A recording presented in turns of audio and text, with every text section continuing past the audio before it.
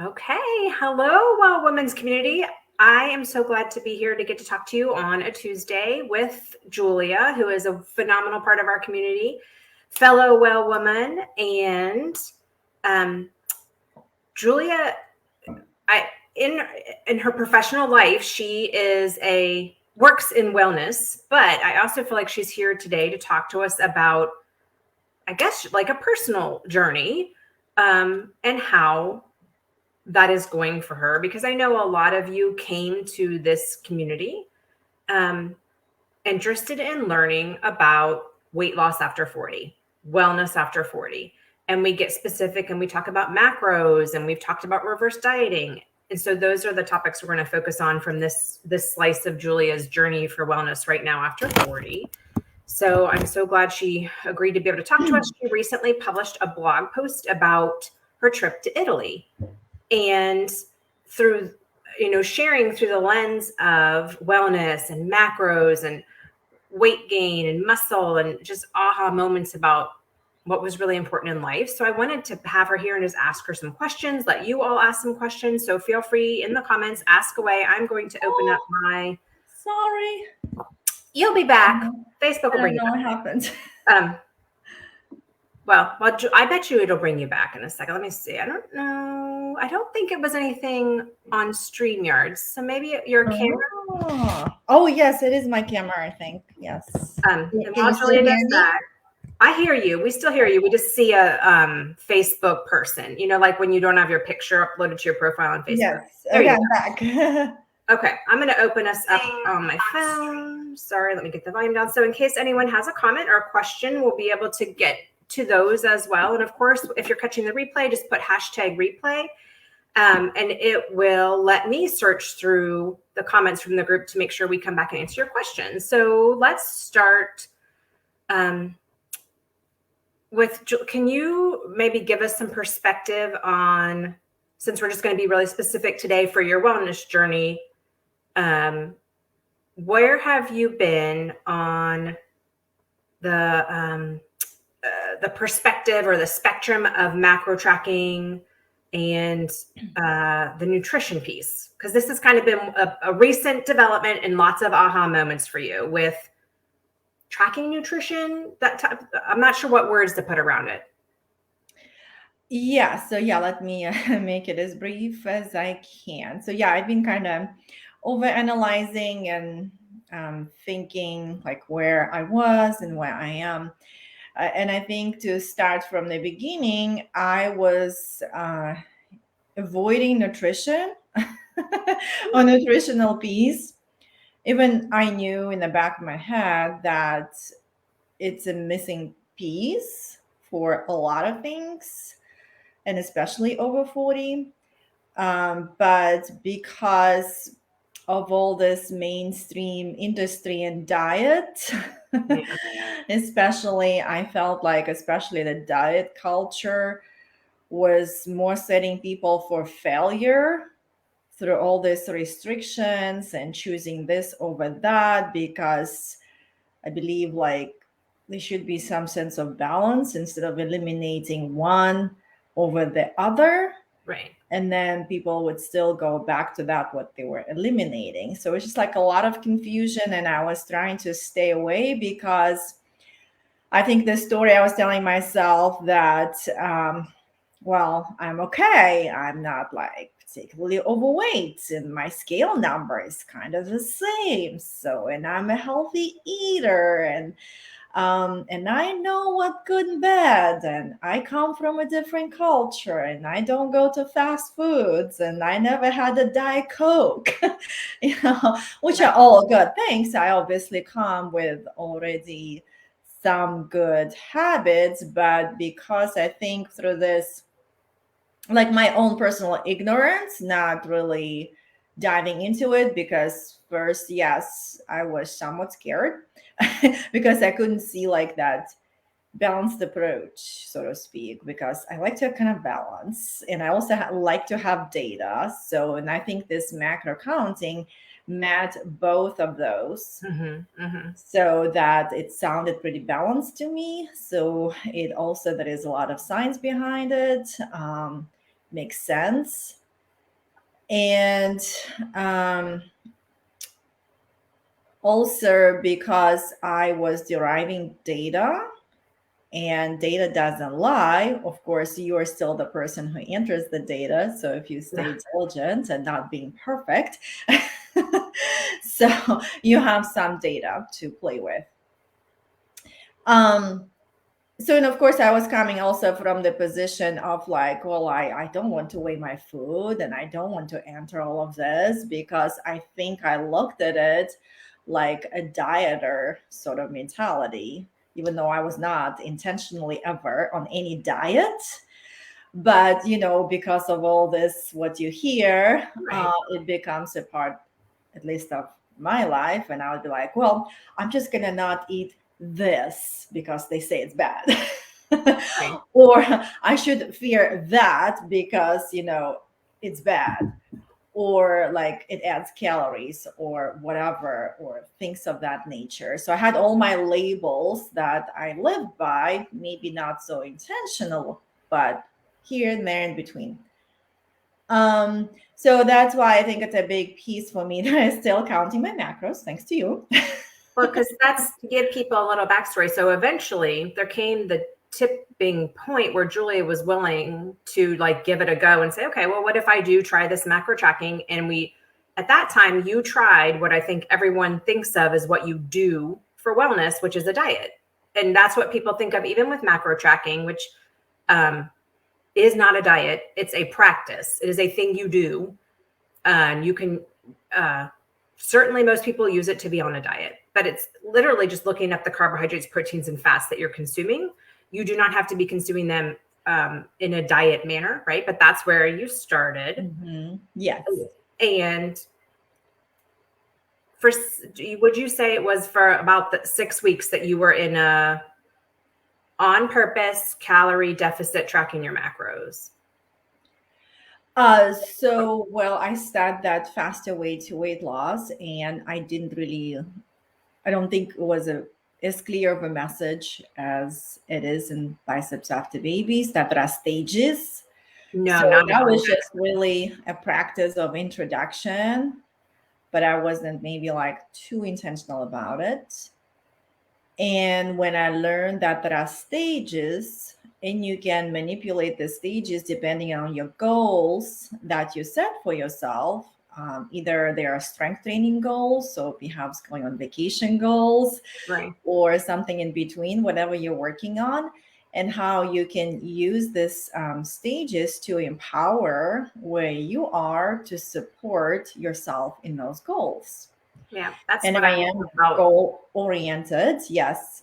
Yeah, go ahead. In case people haven't tried Macros 101 with us or haven't heard this messaging yet, Mm-hmm. it is possible to track your macros to do more than be on a diet. And that's what we're referencing that we learned in Macros 101, which is a course taught by Biceps After Babies. And a woman named Amber leads that whole program.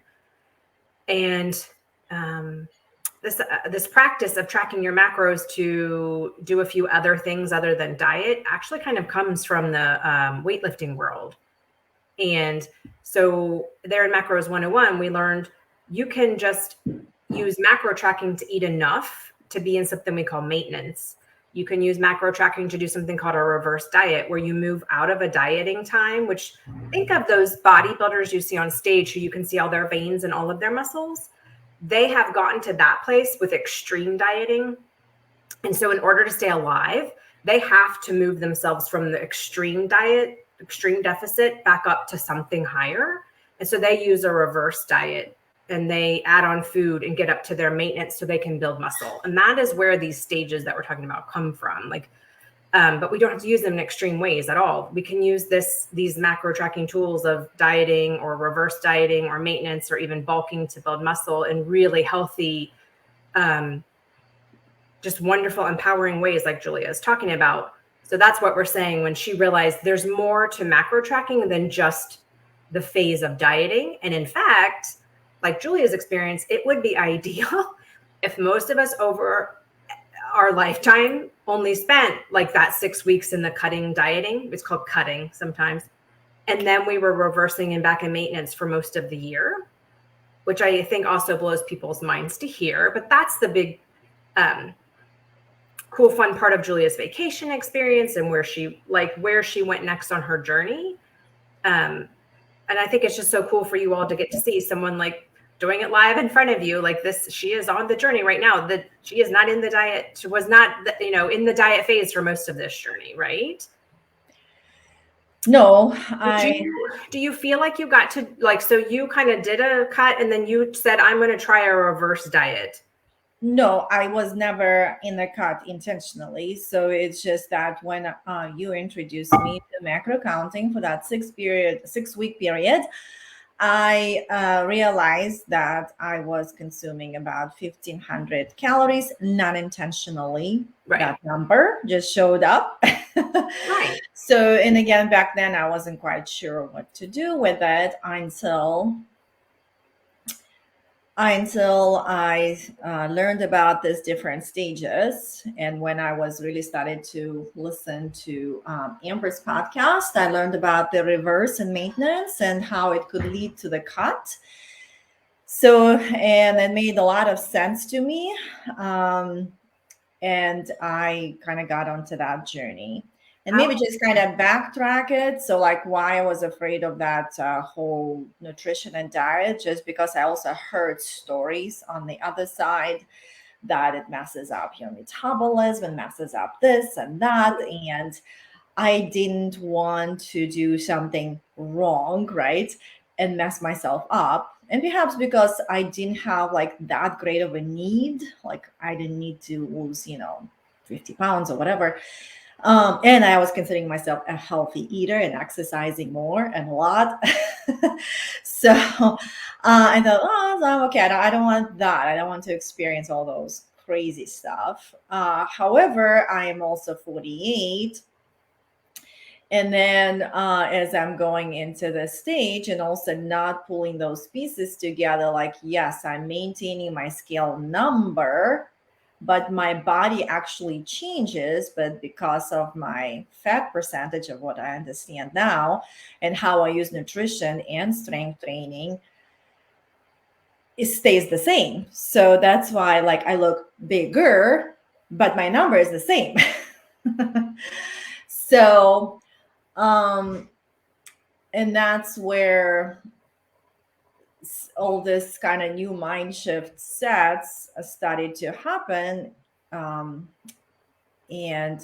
I guess one of them is that what I was considering, I'm a healthy eater, so I can have more of that. I was pretty heavy on fat content. So because I hear, keto diet, right? Paleo diet. And again, I don't dive into it, but I'm like, yep, almond flour is better than white flour. Everybody says so. So it's healthy. So guess what? Everything becomes almond flour plus coconut flour, right? Right. And then on top of that, I love nuts. They're healthy, right? Yeah. Seeds.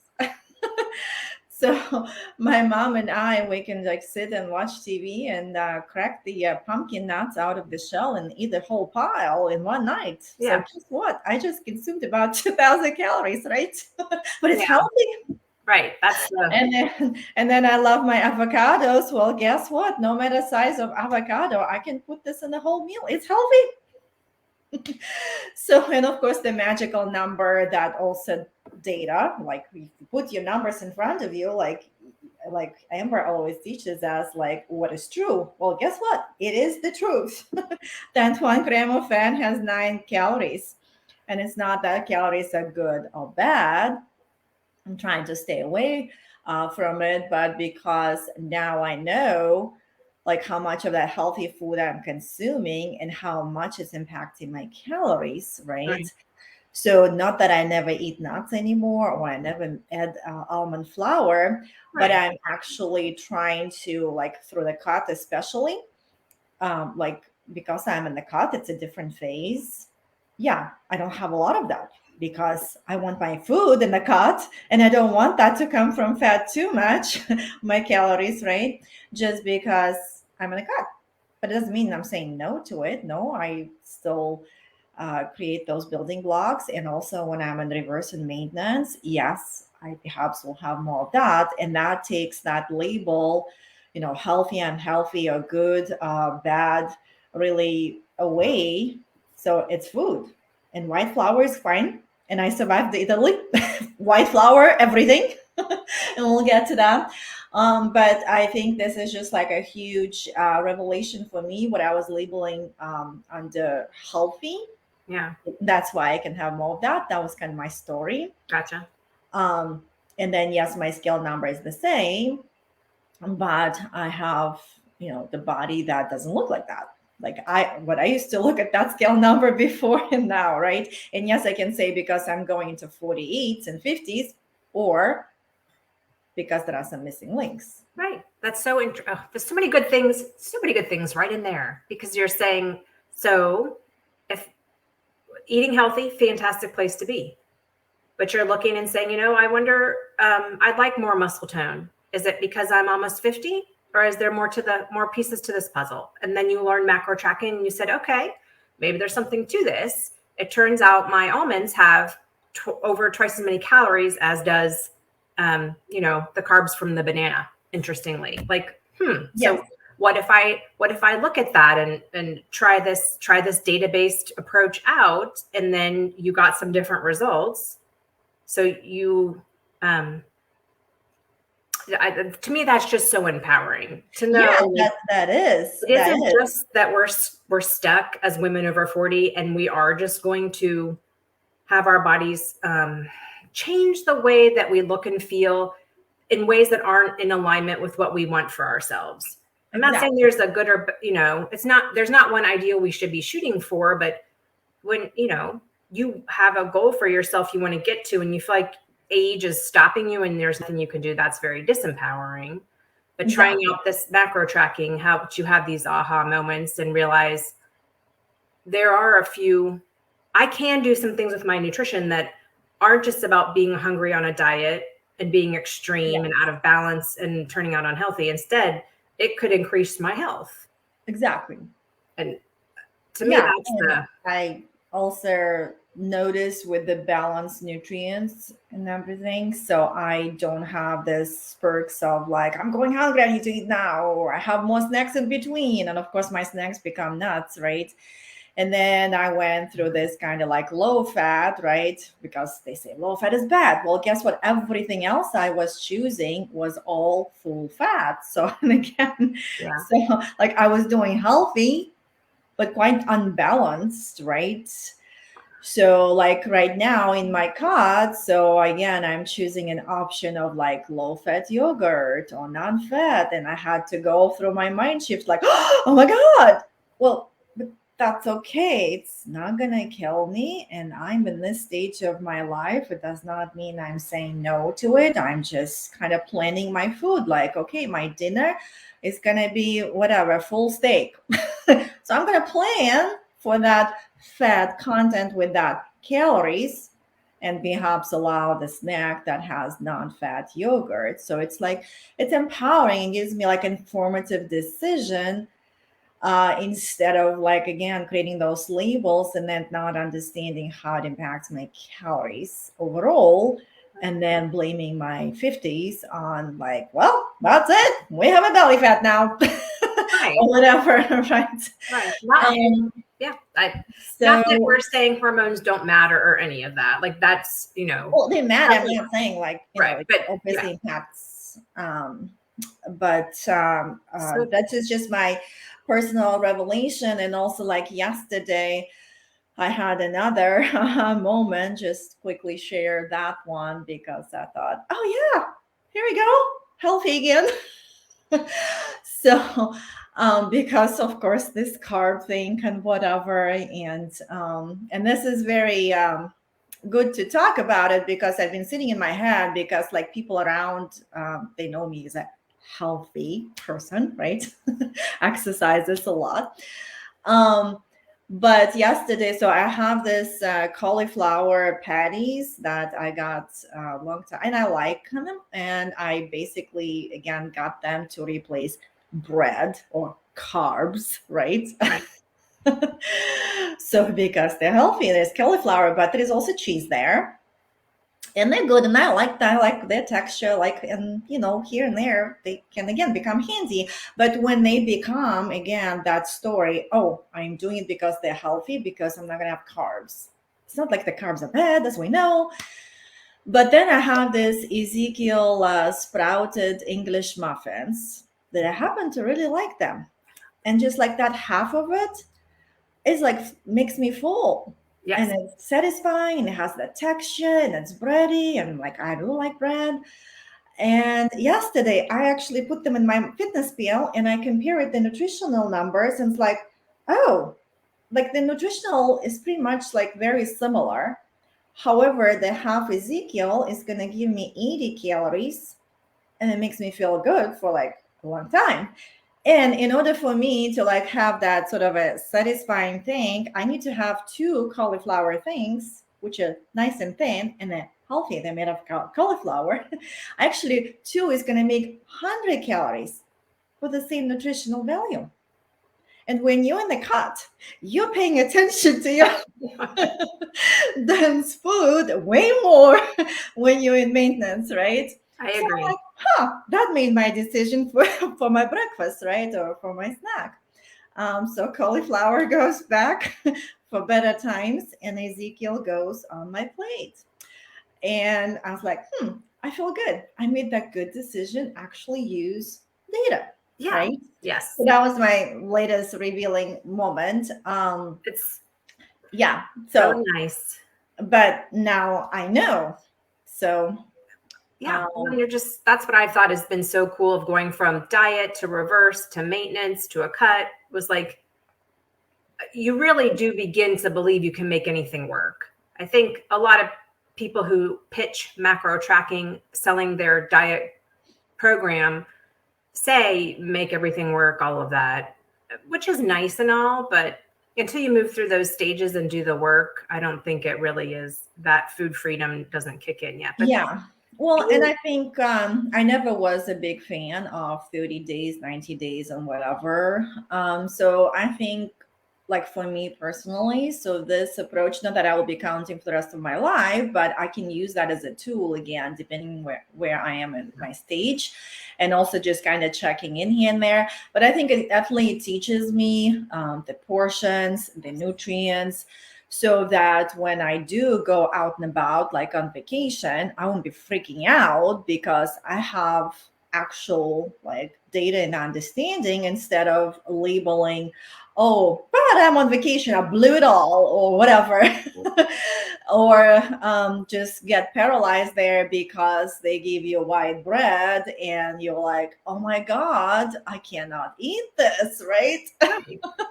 So you just make that good informed decision. And I think like for me, another part of this journey was another camp of the other camp where all that body image and aesthetics, that was like another big sort of a breakthrough moment that I was trying to allow myself to like Amber says, have both. It's yeah, not like you cannot be healthy and you cannot like look good, but why cannot have both? It's like right. it's a normal desire for basically any woman or any human. Like, but again, like finding that balanced approach that can support that, so is important.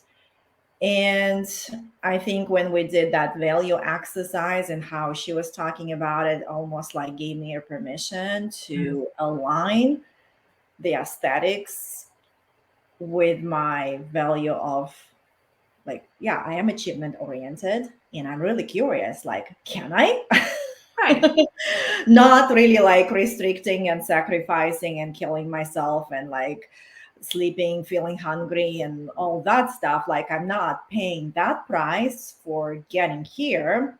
But if it makes sense to me, it teaches me, it gives me data, it gives me also lifestyle that I can take with me to my 60s, then yeah, I'm up for it. And it's like, can I? I'm curious. Yeah. So it's like, okay, let me see if I can create changes at 48. And I am really trying to step into that identity to like, how does it feel like to be in a body like that? Like I'm still scared, but I'm stepping forward because I've never had like, I was kind of like, unintentional. Like my whole really key word in this journey is intentional. Because I am kind of like that, spontaneous and just like, oh, let's see here, let's see there, da da da. And it's like, oh, let's learn this and da da da. And I'm all over the place. But just like being intentional, that's really what it's been teaching me, like how intentional I am. Yeah. And it's okay to have like my own goal to create changes, and how empowering it is that I am actually in control to like create a change that Yes. I haven't seen for like years.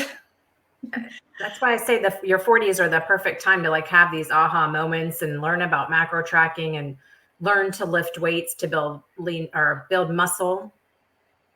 It's just the perfect time because it Yes. goes against what we've been taught, that that we're disempowered in our body and all of that. It teaches us we really do create our own reality. You can give it a go and create changes and see changes in your body and do it in a way that's really healthy and empowering. It doesn't have to be the starvation diet of your 20s. Like, Yeah. it's definitely, you can have both, and you can like it. You might happen at a different pace or in a different way than it did before. But how, kudos to you for being willing to try and do different than you did in the past and see what's going to happen. Have that curious scientist mindset instead of just the dieter mindset, like Amber always talks about. Yes. So here's what I thought was really cool. Mm-hmm. I'm going to kind of jump us ahead so we get to hear about your vacation. Yeah. Okay, Yeah. I'm ready to talk about that one. Was it the situation that you kind of were in a reverse to maintenance before your vacation, like leading up to a vacation? Is that kind of the timing of it? Why did I go into reverse? Or were you? Because I would say, here's what I was thinking when I was talking about your journey. I'm like, no one reverses to maintenance before a vacation. Most people are like, oh my gosh, I have a vacation. I need to not eat anything for like 6 weeks so I can look skinny on vacation. And then vacation comes and you know what results you get, and no one's too thrilled about that. Like that pattern doesn't work. And then I looked at your pattern and I'm like, that's not what Julia did. And that's not how it went for her. So yeah, let us hear what you did do and how it went. Well, so like I said before, so I was listening to about reversing and maintenance and the benefits of it, and also understanding that maintenance number so that you can enjoy your cut. Because, like I said, I wasn't willing to go to like 1,200 from 1,500 or anything like that. Nope. That's not me. So that's why, like at a certain point, it felt exciting and at the same time slightly scared, even though I was not really like a dieter, intentional dieter, so to speak, but kind of unintentional.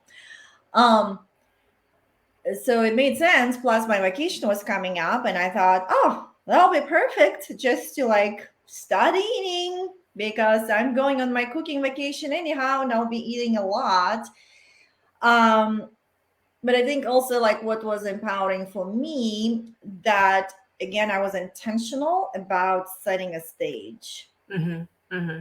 So I set a stage that I have like plenty of time to just start doing my reverse, get to my maintenance, enjoy my maintenance on vacation. And I had a plan. It was not because of the vacation or whatever. I felt like, oh, that would be just have enough time. And I'm going to go and do my first ever intentional cut, and we'll see what's going to happen. So, like, I set the stage. And when it was like this in my head, I really like didn't care how much I ate in Italy. I didn't even think about it. I was like, I was on the stage. So through the reverse, obviously, I was building my food intake and had all my moments. And but it was fun. It was fun. It was abundant. It was interesting. I also kind of had my mindset revelations, and sometimes like all those fears come up, like, oh my God, there is so much food, right? So all of that, it's like all this stages, they really teach you a lot more about you and your relationship with food. So that's why I think I didn't even know back then, but I think I was like really mentally prepared to handle all the Italian cooking and food.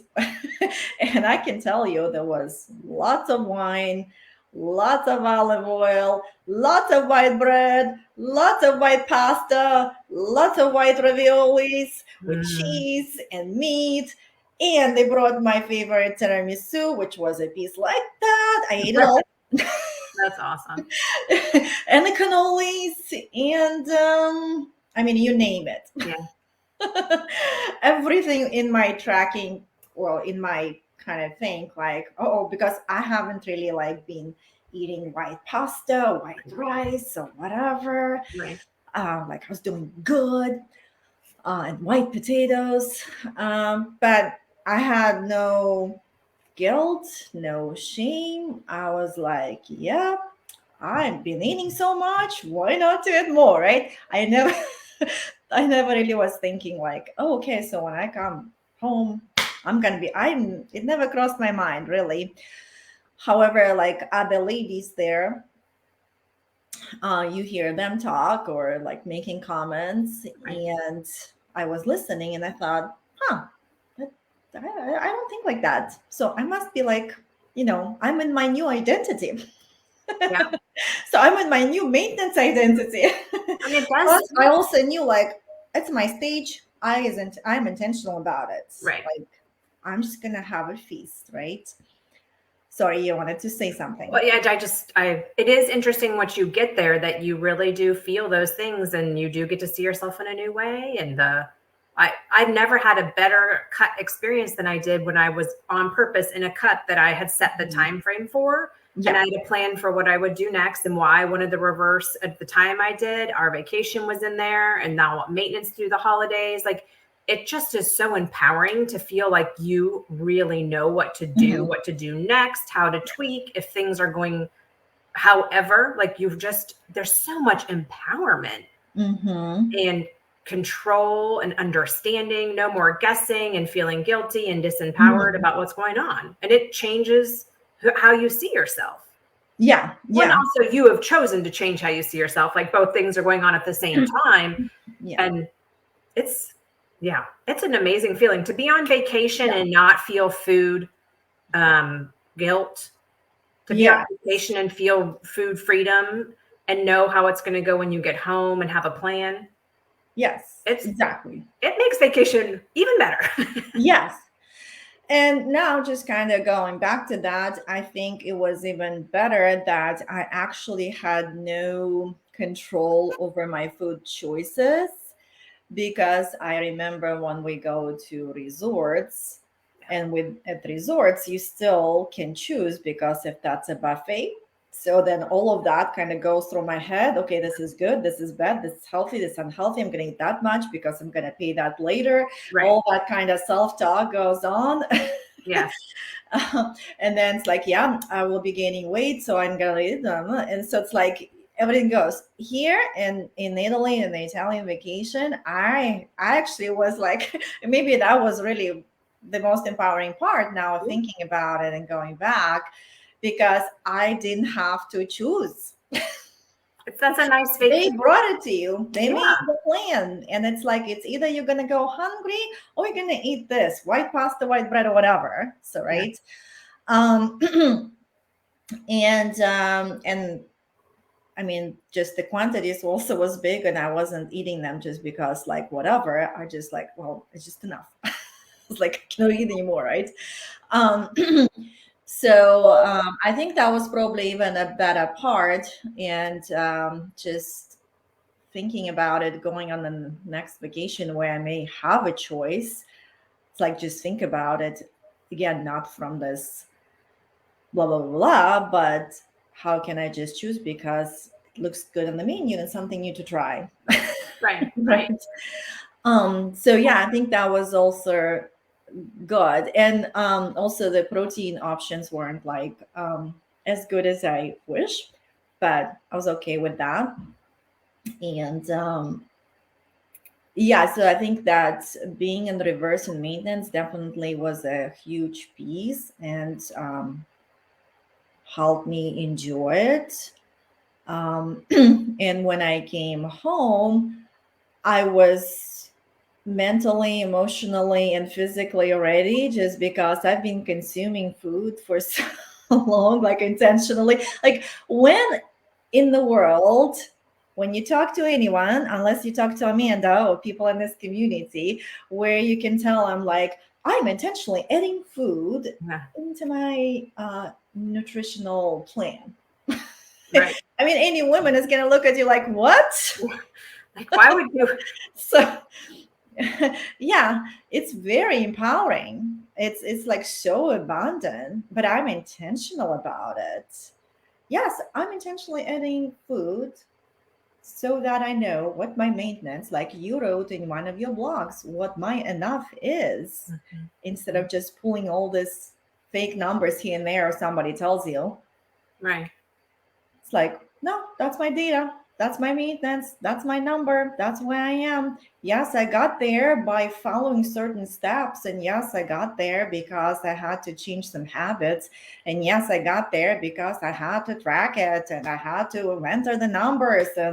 But again, that's information that stays with you for a long time. Just like when I work with women on physical and strength training, so I always teach them more about the body awareness, and how the food connects to the gluten, this and that. Even though they don't work with me and they're gonna take Pilates class tomorrow, like that information stays with them. Yes. So I can just tell them, squeeze your butt. Or I can teach them how to push through the food to engage the butt, Right. which is going to be the skill they can use for the rest of their life, right? So Yeah. kind of sort of a similar experience, which is way more empowering than just, like I said, tell them, squeeze the butt or squeeze your gut. Exactly. Just by squeezing it, well, how much to squeeze? When why? Yeah. What's the say? Like, exactly how much more empowering the macro tracking is than just counting, than only counting calories, or how much more empowering it is to know your maintenance calories than to just um, diet or be unmindful and just feel like you're doing it wrong all of the time. It just having the more you know, the more empowered you are, and it Yes. just works better. You get the results you want. You prove that you're a powerful creator of your own reality. Like there's Yeah. so now when you got back from your vacation, I read in your blog, you saw the scale changed only up by 1 pound. That was that. That to me, I mean, I don't want us to be upset. You all know, like I didn't weigh myself for 3 years when I was in the faster way. Like we just abandoned the scale. So I by no means want to attach all the ahas to the scale, but I do think that's a cool aha to share that Yeah. for multitudes of reasons, when you came home, your body weight had only changed by a pound. And that's sure a different result than a lot of women who might have crash dieted before vacation and gone on vacation and felt pretty guilty about the food and then came home and seen the scale change drastically. Yeah. Yes. And because I had already established a skill and a habit of weighing myself every morning, even though when I was on reverse maintenance, and that's not where we expect, lose weight or whatever, but because that's data. Right. And also just understanding and feeling okay that the scale number changes and there are so many factors that affect that. But because I've had this habit and been doing it for so many months, like I was, I sort of was like neutral. So when I got on the scale and I was 1 pound up, I I wasn't like, jumping with joy, but I Right. wasn't like, oh, like I don't think I had like too many expectations of this. So just That's kind of wonderful.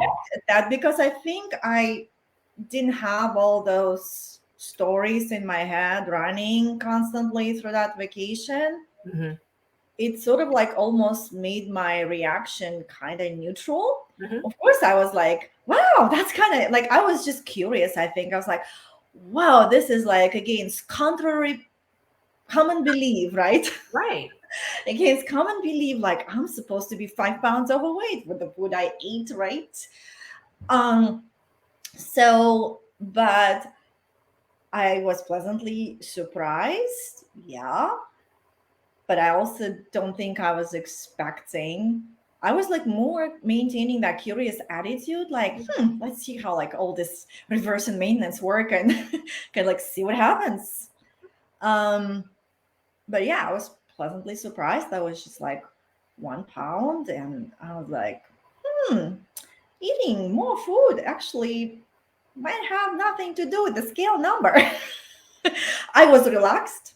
I Right. slept well. I had a lot of positive emotions. I had lots of laughter. We had a great company of amazing people. Like all of that matters. Uh-huh. That us, stressing out with every day and all of this, like that's another factor, right? So which one won? I don't know. Me being relaxed and not me being like worried about, yeah, all of those pays back.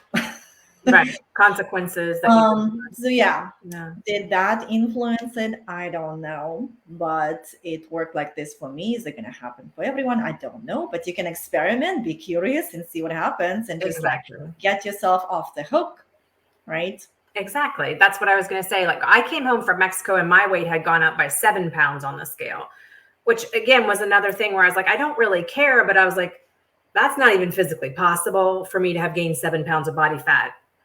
I Yeah, physically couldn't eat that much food that fast. And yes, I know I didn't.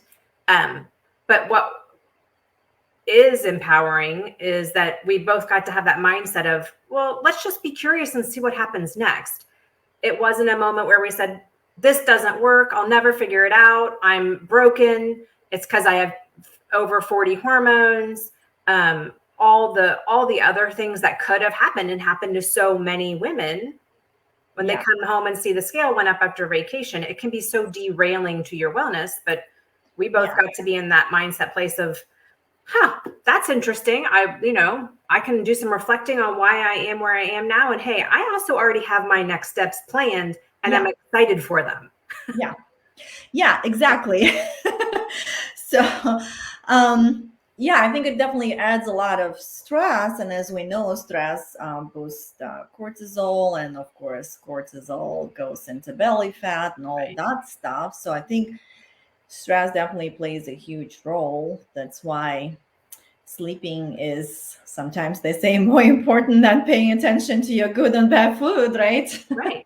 So, and of course, and from my movement perspective, like I didn't feel I was as active, Right. but we did our morning hikes there in the morning. And then not because I had to pay for food, but I really loved it. I mean, I like to be moving and being active. But because again, everything was kind of planned for us and they take us by bus. So like I didn't feel like I was moving that much. So that was even another piece. I somehow still got like 10 to 15,000 steps, but I have no idea how that happened. It's like, I don't know. I think that my watch is wrong because I don't feel like I would step that much. I mean, like in the kitchen. Yeah. So it took us sometimes 3 hours, but it's more like standing and just doing those small short steps. Right. So it probably counted like every They movement. still Of count. They something. still count. I don't know. I've noticed that actually, like that you Yeah. can some days, like if I do a protein power hour Hmm. or some big food prep, I get in a ton of steps. Like there's a lot of little tiny walking around the kitchen steps. Yeah. Yeah. I know, but obviously I didn't do any strength training, nothing like that. So like to me, I didn't feel like I was much active. And I look at my numbers like, where did this come from? Right. Well, it's I have totally, no idea.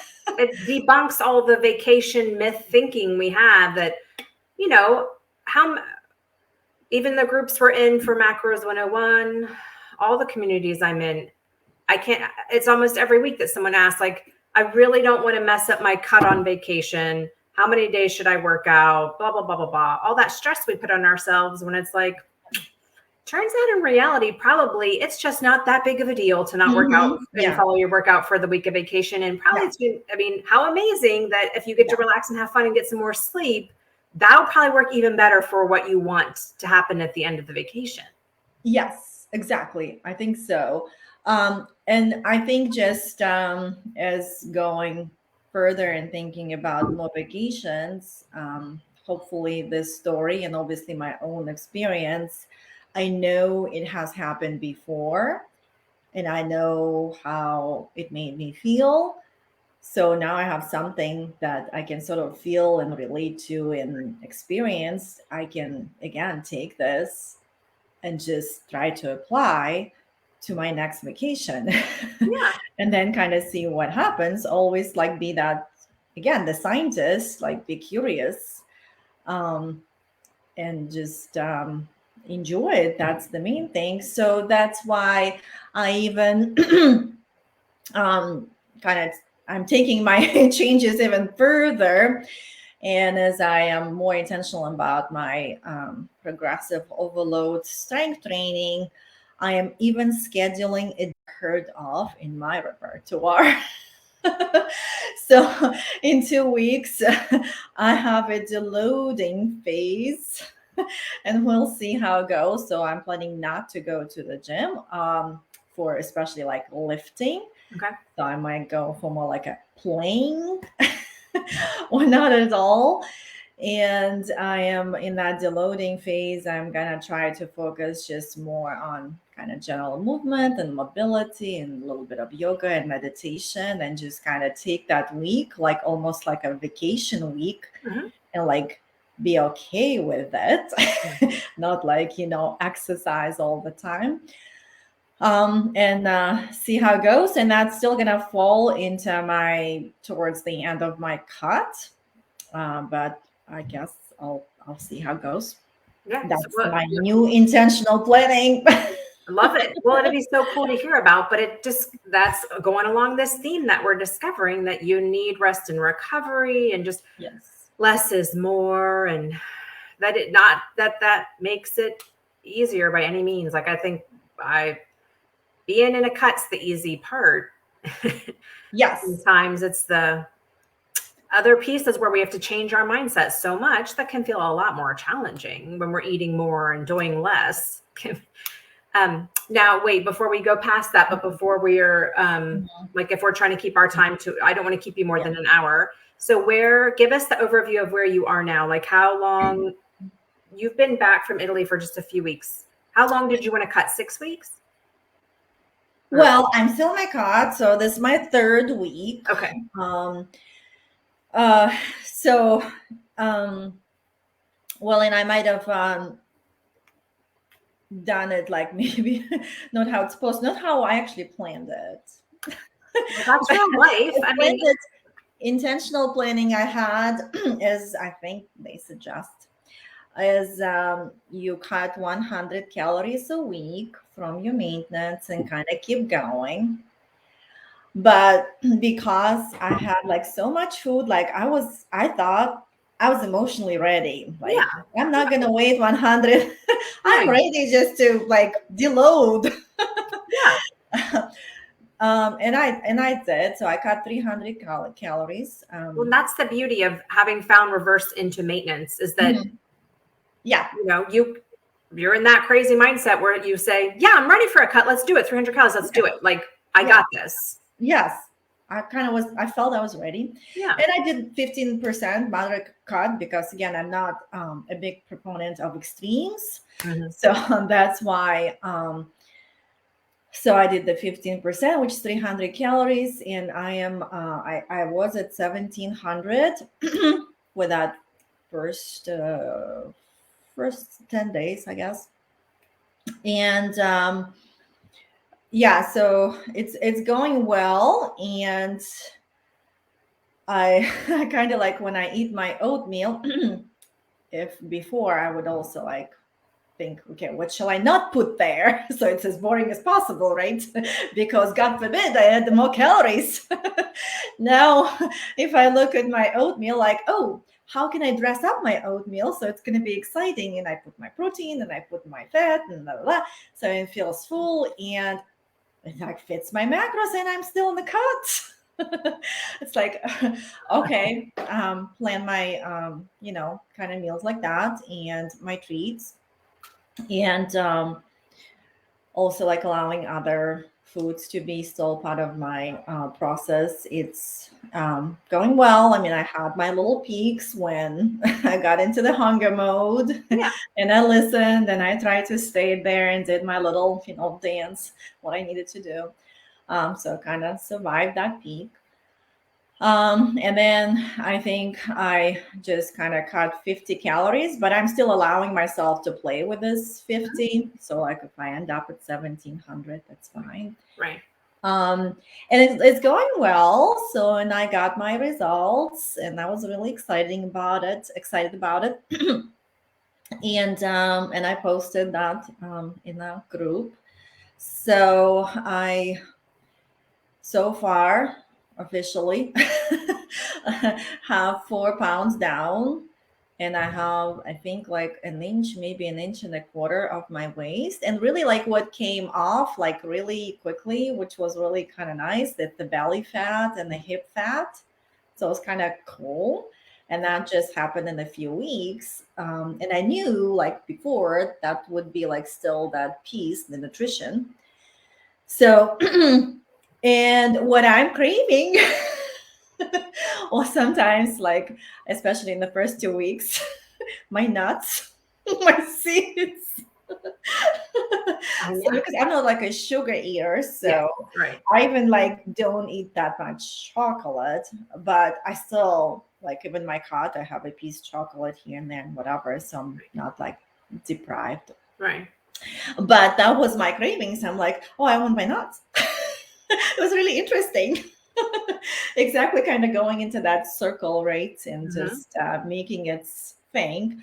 And if I do, so I just, allow myself to have some nuts and I put them in the my macro counting, and I'm like, okay, I've had my nuts. Let's see what happens next. Let's see when this craving is over. So yeah, I'm basically on my 3rd week, so we'll see how it happens. We actually had a few things like going out, and I tried to be again intentional about it, kind of like studying the menu a little bit before and see where I need to be, so I don't look like, a dieter at the table. Because you don't want to explain this whole thing, but like I have different needs and I have different goals, and I still want to be intentional about it. Right. So yeah, I think my probably the most kind of messed up, or at least I didn't know what to do with it, the ice cream thing. I had no idea because I still don't understand the ice cream scoop in America, because my first experience when I came, when I asked like, can I have a small, or maybe it's like this? Yeah, we don't do small here. Yeah. And I was like, is this the smallest one?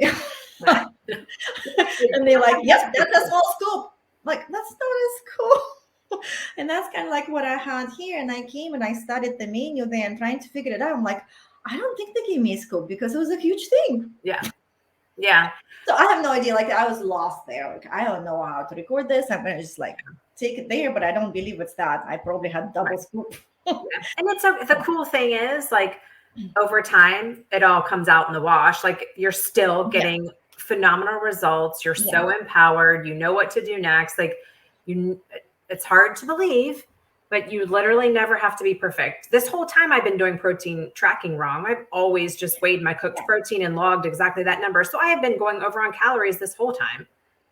Luckily, well, I shouldn't even, I'm not even going to say that. I was going to say, luckily, protein's very hard to store as body fat, and takes up more fuel to digest. But that doesn't even matter.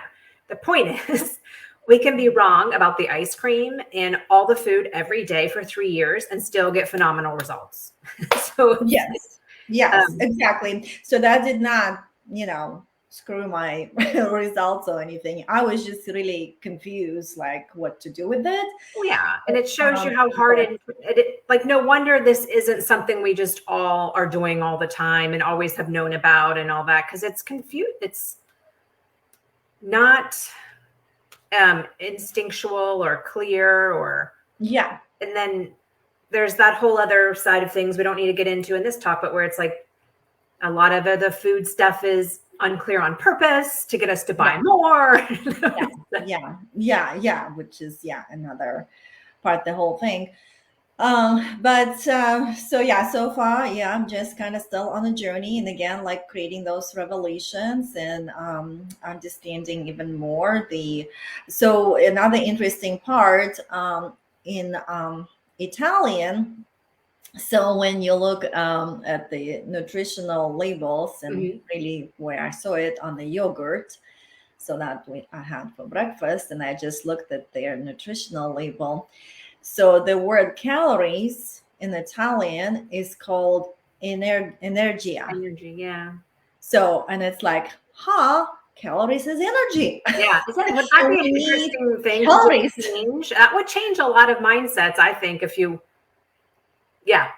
calories is a demonized word, but it is just energy. That is truly, yeah. So, and that was a good reminder. Yeah. So I was like, that's it.